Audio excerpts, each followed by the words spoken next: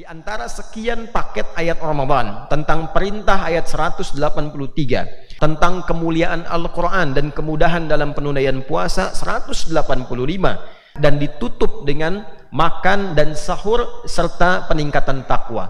Di sela-sela itu Allah meminta hidupkan Ramadan dengan doa, perbanyak Ramadan dengan doa.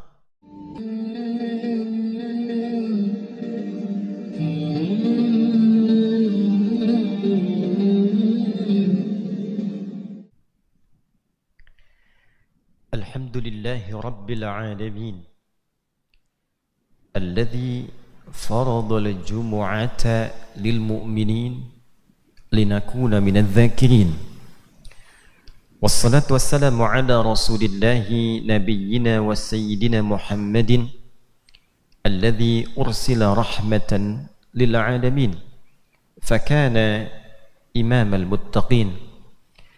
فصلوات الله عليه وسلامه التام وعلى آله وصحبه وذريته وأمته إلى يوم الدين.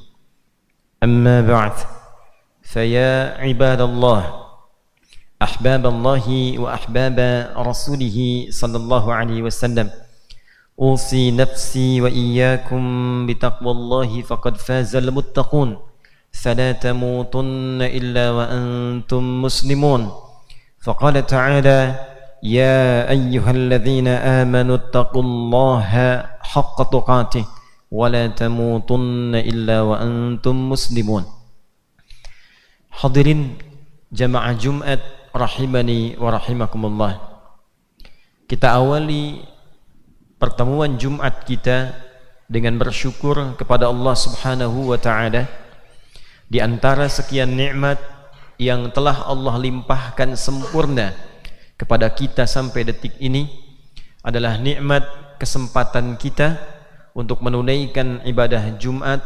Semoga Jumat ini dijadikan oleh Allah Subhanahu wa ta'ala Jumat terbaik, Jumat yang paling berkah di antara sekian Jumat yang pernah kita tunaikan.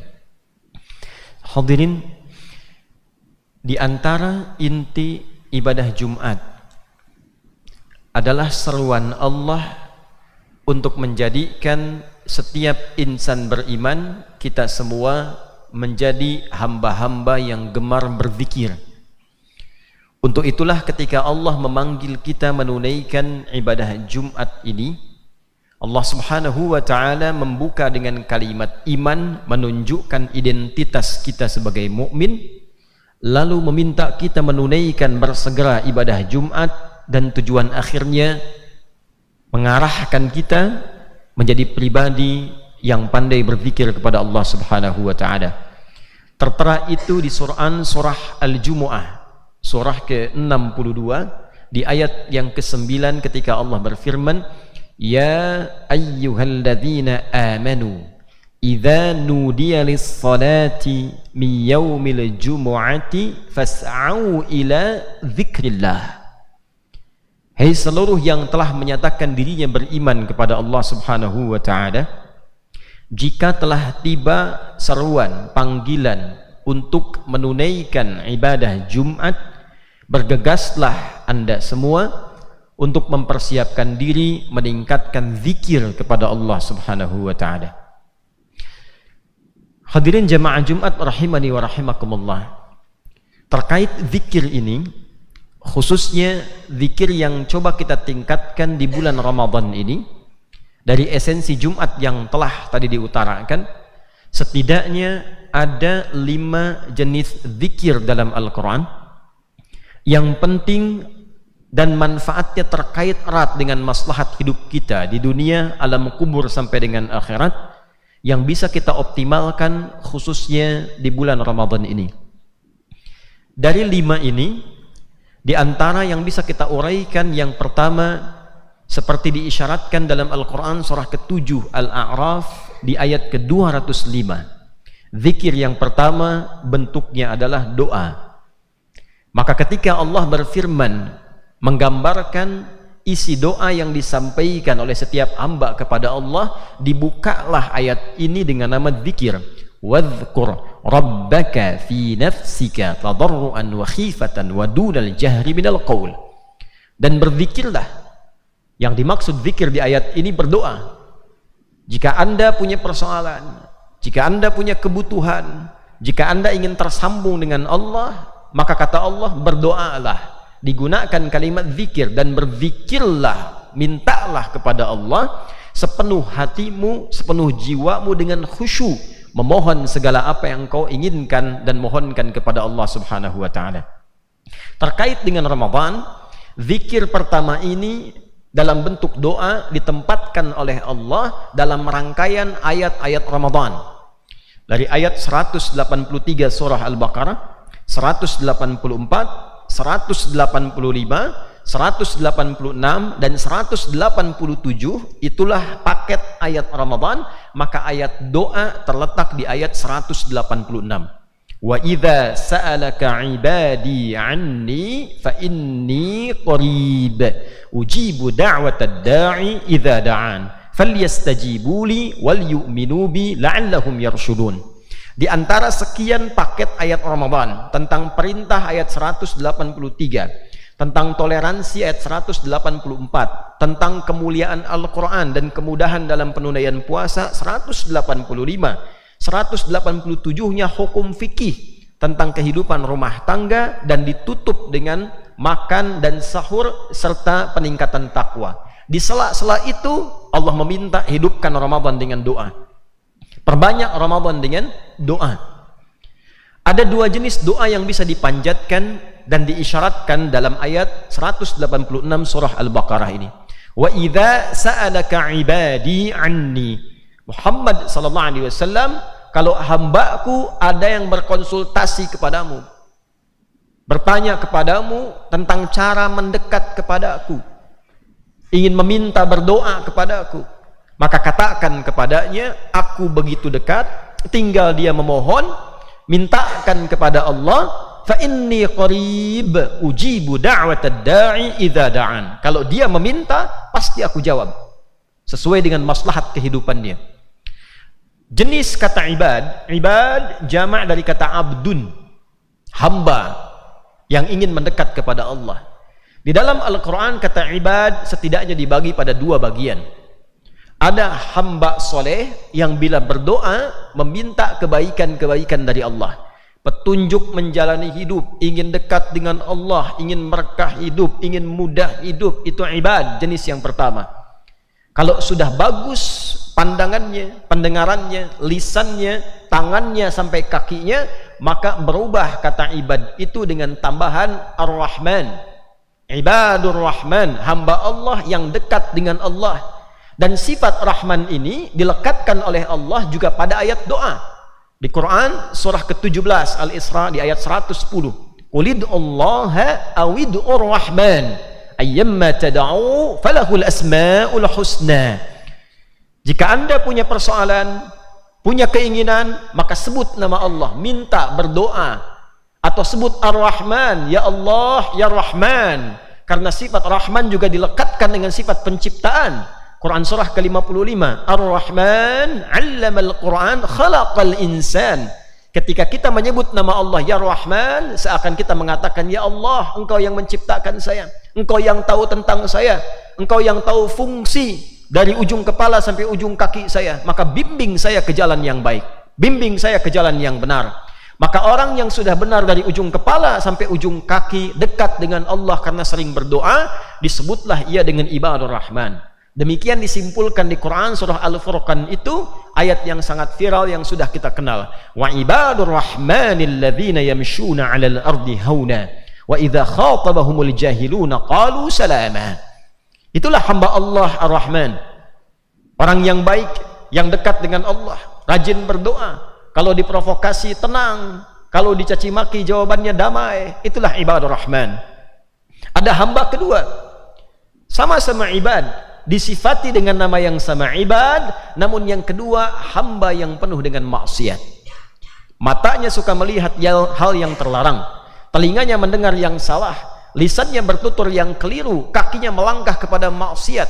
Satu kali tiba Ramadan, dia ingin bertobat, ingin kembali kepada Allah, ingin jadi hamba yang baik, maka disatukan oleh Allah dalam ayat yang sama, dipanggil dengan lafaz serupa, ibad. Wa idza sa'alaka ibadi. Motif yang kedua, hamba ingin mendekat kepada Allah adalah hamba yang ingin taubat. Maka Allah memberikan peluang yang sama dengan yang soleh. Yang salah dan soleh diberikan peluang yang sama. Datang, sujud, minta ampun. Seperti yang pertama dinaikkan kesolehannya, maka yang kedua digugurkan kesalahannya. Ditemukan di Quran surah ke-39 Az-Zumar. Di ayat ke-53, panggilan ibad yang dilekatkan pada dosa dan maksiat. Qul ya ibadiyalladzina asrafu ala anfusihim la taqnatu min rahmatillah. Muhammad sallallahu alaihi wasallam viralkan, katakan pada hamba-hambaku yang merasa penuh dengan maksiat, pernah mabuk, pernah mencuri, pernah merampok, bahkan pernah membunuh, pernah zina, ingin taubat, kata Allah, la taqnatu min rahmatillah. Jangan putus asa dari kasih sayangku, jangan putus asa dari ampunanku, jangan putus asa dari rahmatku. Datang. Sepanjang kau mau tobat yang benar, sujud yang benar, minta ampun yang benar, innallaha yaghfirudz dzunuba jami'ah. Allah akan ampuni semua dosa yang pernah dilakukan sepanjang benar taubatnya. Dan menariknya, Ramadan adalah bulan yang penuh dengan rahmat. Bahkan ulama mensifati ditebarkan rahmat itu sejak awal Ramadan. Sejak awal Ramadan. Sedangkan Allah mengatakan la taqnatu min rahmatillah. Jadi sifat yang pertama, hamba-hamba Allah ketika tiba Ramadan, rahasia yang pertama adalah tingkatkan zikir kita berupa doa pada Allah Subhanahu wa taala.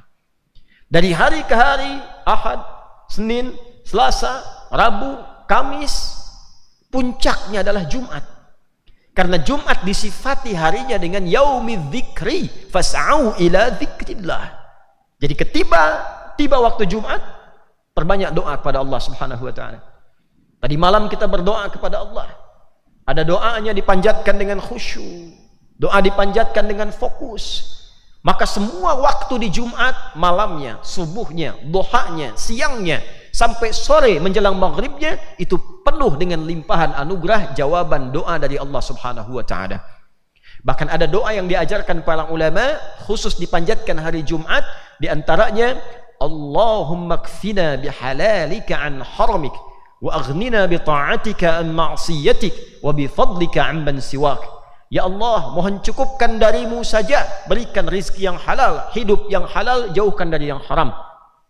Ya Allah, cukup darimu saja, berikan yang utama-utama dalam hidup. Kalau kerja yang utama, di rumah tangga yang utama, bertetangga yang utama, jauhkan dari segala yang kurang dan tidak baik. Kayakan kami ya Allah dengan kekayaan sifat-sifat baik, dengan segala yang baik dalam pandanganmu, dan jauhkan kami dari segala sesuatu yang meruntuhkan moral kami di hadapanmu. Doa yang bisa dipanjatkan di hari Jumat.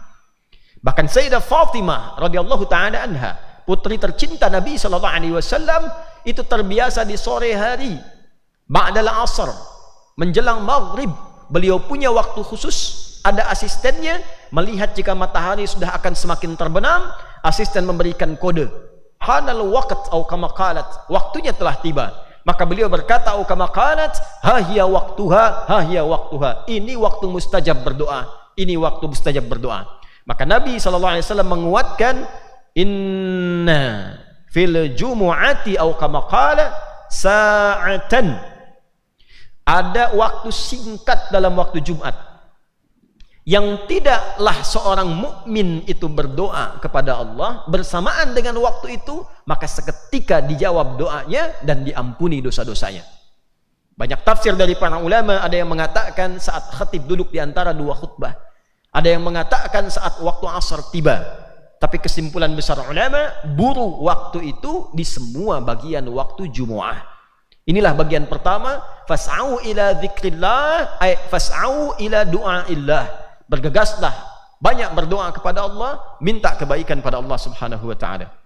Hadirin yang kedua, dengan cepat, zikir juga berarti Al-Qur'an.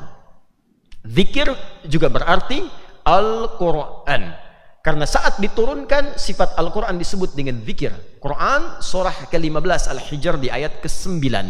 Inna nahnu nazzalna dzikra wa inna lahu lahafizun. Sungguh dengan keagunganku aku yang turunkan Al-Quran sebagai zikir. Al-Quran itu zikir. Jadi kalau kita banyak membaca Al-Quran, itu artinya kita banyak berzikir pada Allah Subhanahu wa ta'ala. Jadi tingkatkan bacaan Al-Quran, khususnya di hari Jumat. Malamnya kita baca Yasin, paginya kita baca Al-Kahf. Yang mau menghafal Quran, perbanyak.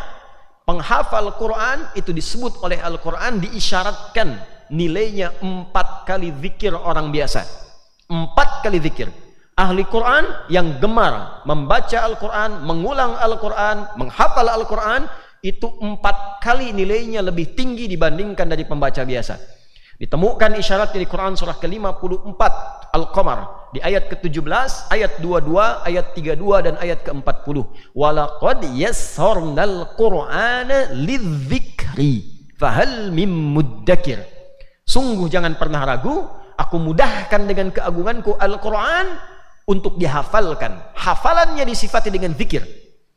Jadi kalau kita sedang menghafal Al-Quran, itu artinya kita sedang berzikir pada Allah Subhanahu wa ta'ala. Fahal mim muddakir, adakah di antara engkau hambaku yang ingin berzikir kepadaku lewat Al-Quran itu?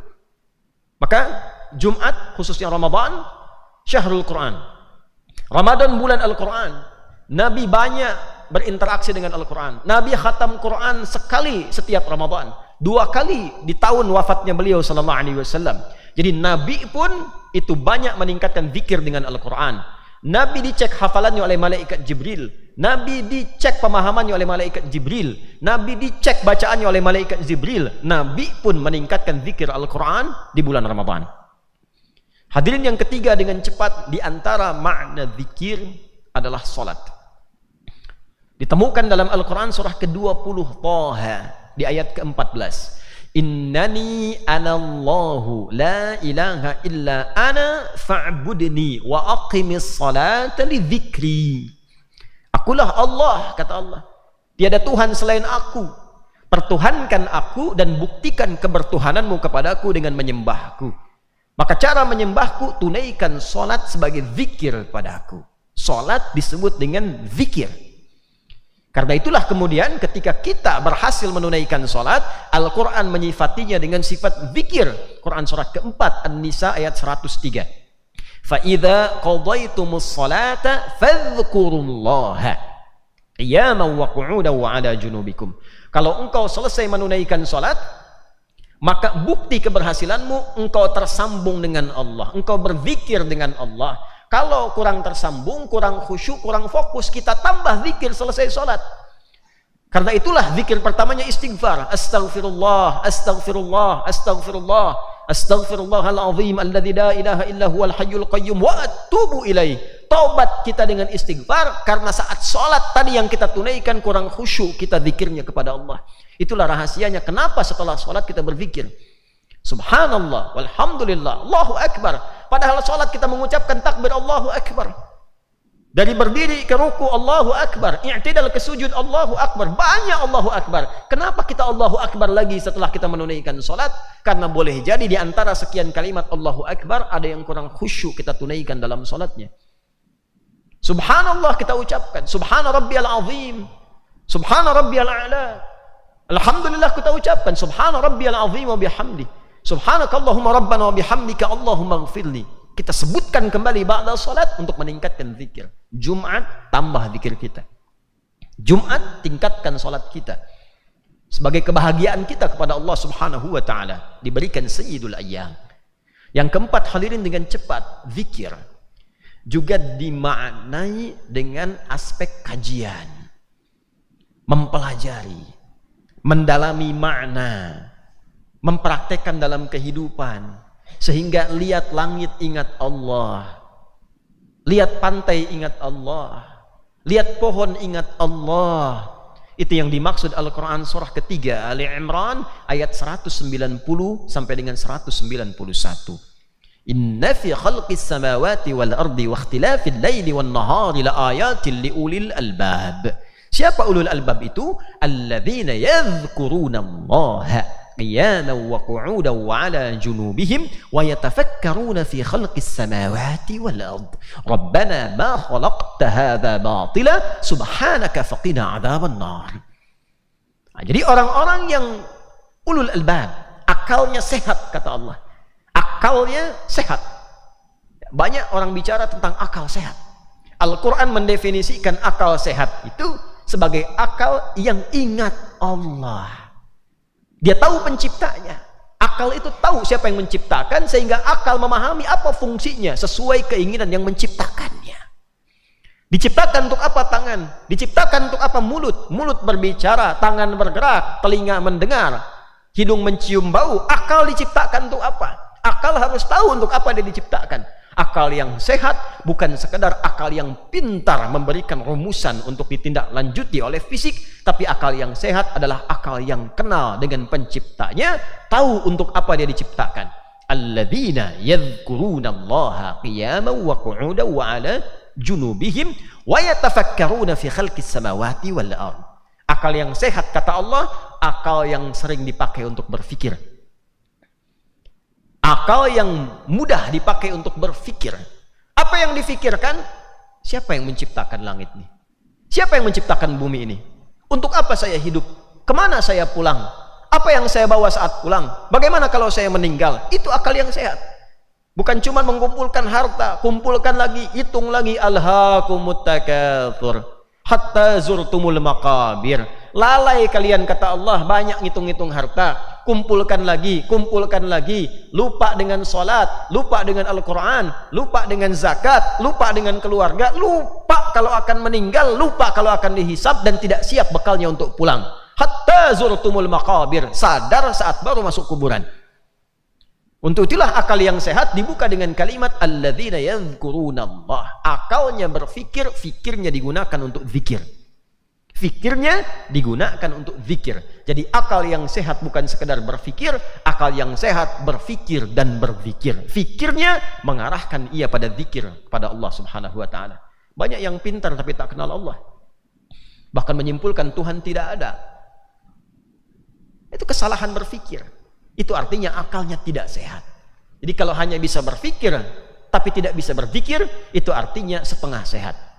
Bisa berzikir tidak digunakan berfikir, itu setengah sehat.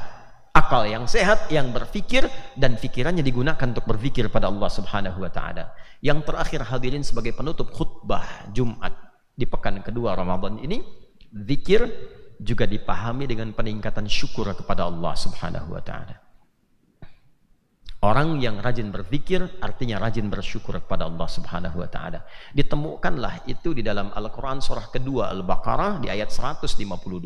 Fadhkuruni adzkurkum washkuruli wala takfurun. Tingkatkan zikirmu kepada aku. Sebut aku pun menyebutmu. Bagaimana cara kita meningkatkan zikir? Kata Allah, washkuruli, banyak bersyukur kepada aku. Syukuri, alhamdulillah kita bisa makan.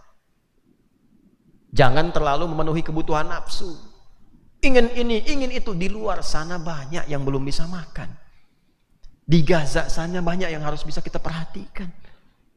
Meninggal karena kekurangan gizi, tidak bisa makan. Kita masih diberi oleh Allah. Bandingkan, kata Nabi, kalau ingin tahu nikmat Allah, bandingkan dengan yang kurang. Dapat uang 1 juta, jangan bandingkan dengan yang 5 juta. Kufur nanti. Bandingkan dengan yang 100 ribu. Bandingkan dengan yang 500 ribu. Kalaupun ingin dibandingkan ke atas, dibandingkannya mensyukuri nikmat Allah untuk giat bekerja. Bukan untuk malas mengingkari nikmat Allah Subhanahu wa ta'ala. Jangan katakan, kenapa saya yang sholat gaji saya kecil, yang tidak sholat bisa kaya raya. Syarat kaya itu bukan sholat. Syarat kaya itu bekerja. Syarat kaya itu giat. Sholat memberikan keberkahan pada pekerjaan, memberikan keberkahan pada kekayaan, tenang dengan kekayaan, bisa menggunakan kekayaan. Karena tidak sedikit orang kaya yang gelisah, orang kaya yang memilih bunuh diri, orang kaya yang memilih berzina, orang kaya punya istri, tidak bisa menikmati istri dan anak-anaknya, dia cari perempuan lain di luar apa yang telah diberikan kepadanya. Orang kaya tidak bisa minum yang baik, dikasih minuman yang halus, yang lembut, dia pilih yang keras, dia minum minuman keras. Padahal dia tahu itu tidak menyehatkan. Orang kaya yang gelisah, pada akhirnya dia tidak menikmati harta kekayaannya. Maka syukur membuat kita dekat dengan Allah. Kedekatan dengan Allah melahirkan keberkahan dalam diri kita. Itulah 5 zikir yang harus kita paksa untuk kita optimalkan di bulan Ramadan ini, khususnya di hari Jumat yang penuh dengan berkah ini. Maka yang pertama, mari perbanyak doa kepada Allah Subhanahu wa taala. Tingkatkan ketakwaan kita dengan menambah bacaan Al-Quran kita, tingkatkan ketakwaan dengan meningkatkan sholat kita, tingkatkan ketakwaan pada Allah Subhanahu wa taala dengan banyak belajar. Ramadan bulan belajar, Ramadan bulan mengkaji, dan tingkatkan ketakwaan kita dengan banyak meningkatkan syukur kepada Allah Subhanahu wa taala. Barakallahu li wa lakum fil Qur'anil azim wa nafa'ani wa iyyakum bima fihi minal ayati wa dzikril hakim. وتقبل مني ومنكم تلاوته إنه هو السميع العليم ادعوا الله يستجب لكم ولنا جميعا.